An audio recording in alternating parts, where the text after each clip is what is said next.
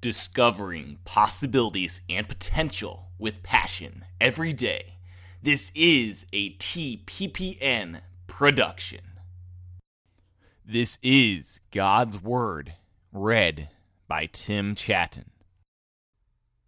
Genesis chapter 31. But Jacob soon learned that Laban's sons were grumbling about him. Jacob has robbed our father of everything, they said. He has gained all his wealth at our father's expense. And Jacob began to notice a change in Laban's attitude toward him. Then the Lord said to Jacob, "Return to the land of your father and your grandfather and to your relatives there, and I will be with you." So Jacob called Rachel and Leah out to the field where he was watching his flock. He said to them, "I have noticed that your father's attitude towards me has changed, but the God of my father has been with me. You know how hard I have worked for your father, but he has cheated me, changing my wages 10 times. But God has not allowed him to do me any harm. For if he said, 'The speckled animals will be your wages,' the whole flock began to produce speckled young. And when he changed his mind and said, 'The striped animals will be your wages,' then the whole flock produced striped young. In this way God has taken your father's animals and given them to me. One time during the mating season, I had a dream and saw that the male goats, mating with the female, were striped, speckled, and spotted. Then in my dream the angels of God said to me, 'Jacob.' And I replied, 'Yes, here I am.' The angel said, 'Look up, and you will see only that the streaked, speckled, and spotted males are mating with the females of your flock, for I have seen how Laban has treated you. I am the God who appeared to you at Bethel, the place where you anointed the pillar of stone and made your vow to me. Now get ready and leave this country and return to the land of your birth.' Rachel and Leah responded, 'That's fine with us. We won't inherit any of our father's wealth anyway. He has reduced our rights to those of foreign women, and after he has sold us, he wasted the money you paid him for us. All the wealth God has given you from our father legally belongs to us and our children. So go ahead and do whatever God has told you.' So Jacob put his wives and children on camels and drove all his livestock in front of him. He packed all the belongings he had acquired in Padan Aram and set out for the land of Canaan, where his father Isaac lived. At the time they left, Laban was some distance away, shearing his sheep. Rachel stole her father's household idols and took them with her. Jacob outwitted Laban the Aramean, for they set out secretly and never told Laban they were leaving. So Jacob took all his possessions with him and crossed the Euphrates River, heading for the hill country of Gilad.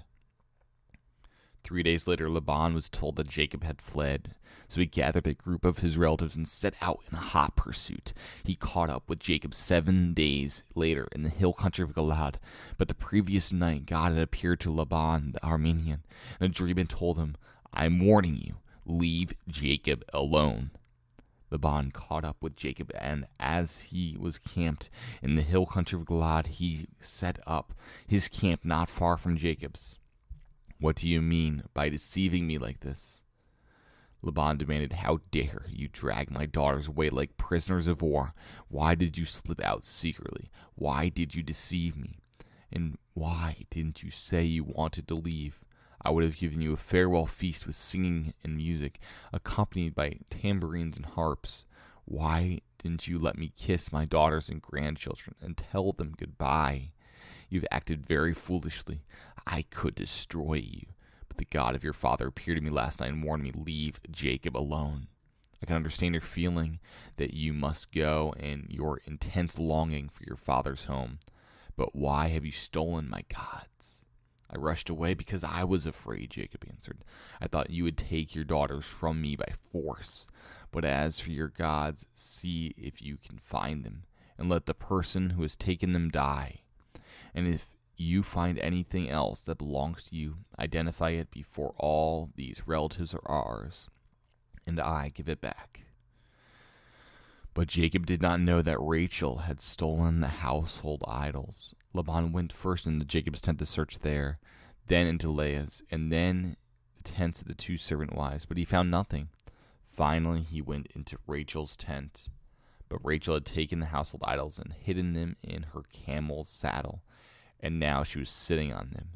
When Laban had thoroughly searched her tent without finding them, she said to her father, "Please, sir, forgive me if I don't get up for you.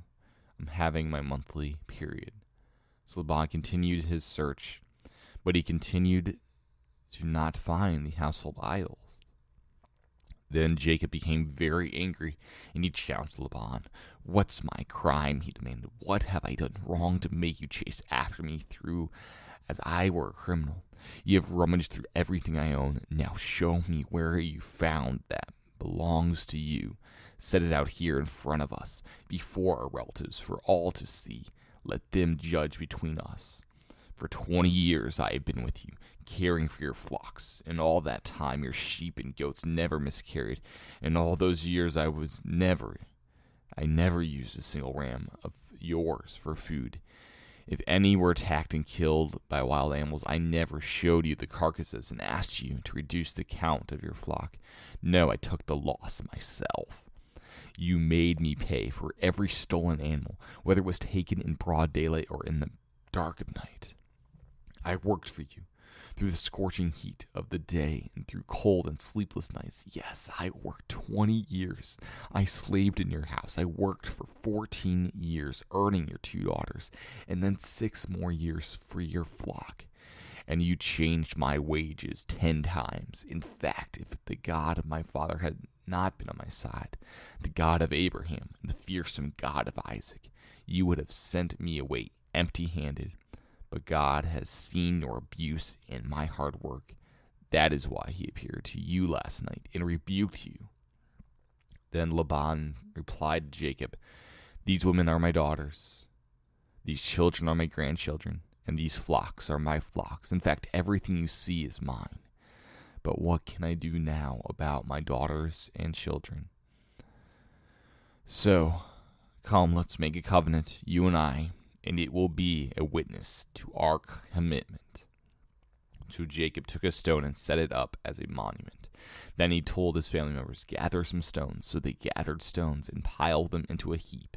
Then Jacob and Laban sat down beside the pile of stones to eat a covenant meal to commemorate the event. Laban called the place Jagar Sahatuatha, which means witness pile in Aramaic. And Jacob called it Galid, which means witness pile in Hebrew. Then Laban declared, "The pile of stones will stand as a witness to remind us of the covenant we have made today." This explains why it was called Galid, the witness pile, but it was also called Mizpah, which means watchtower. For Laban said, "May the Lord keep watch between us to make sure that we keep this covenant when we are out of each other's sight. If you mistreat my daughters or if you marry other wives, God will see it even if no one else does.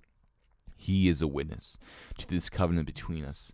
See this pile of stones," Laban continued, "and see this monument I have set between us. They stand between us as witnesses of our vows. I will never pass this pile of stones to harm you, and you must never pass these stones or this monument to harm me. I call on the God of our ancestors, the God of your grandfather Abraham, and the God of my grandfather Nahor, to serve as a judgment between us." So Jacob took an oath before the fearsome God of his father Isaac to respect the boundary line. Then Jacob offered a sacrifice to God there on the mountain and invited everyone to a covenant feast. After they had eaten, they spent the night on the mountain. Laban got up early the next morning, and he kissed his grandchildren and his daughters and blessed them. Then he left and returned home. If you would like to leave feedback, you can do that by going and emailing me at thepossibiliesnetwork@gmail.com. More information about this podcast and other podcasts can be found at tppn.tv. And until next time, this is Tim Chaten of the Possibilities Production Network, and you've been listening to God's Word.